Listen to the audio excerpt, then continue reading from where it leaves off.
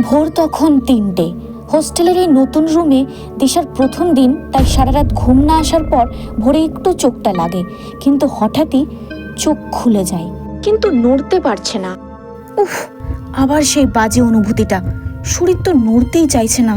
ঠিক তখনই দিশা দেখে আলমারির অন্ধকার কোণায় কেউ একজন দাঁড়িয়ে আছে। এ কি? এ কে? এভাবে এগিয়ে আসছে কেন? আমি তো নড়তেও পারছি না।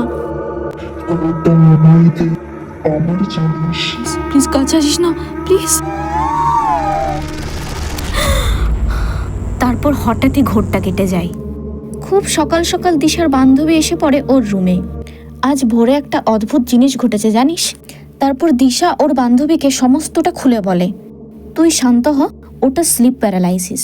ওটা ঘুমের একটা অবস্থা, যখন গভীর ঘুমের মধ্যে মস্তিষ্ক হঠাৎ জেগে ওঠে, কিন্তু শরীর তখনও ঘুমিয়ে থাকে, তাই নড়তে পারিস না। মস্তিষ্ক তখন স্বপ্ন আর বাস্তবের মধ্যে পার্থক্য করতে পারে না, তাই মনে হয় কেউ ঘরে আছে। মানে সবটাই আমার মাথার ভেতর? হ্যাঁ, কিন্তু ভয় পাস না, ওটা সবারই হয়।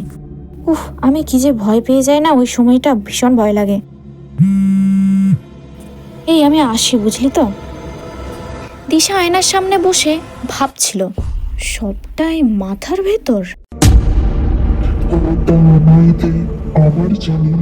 কি কেউ নেই তো? যদি সবটাই স্বপ্ন ছিল, তাহলে এই ছায়া এখনো কেন আছে?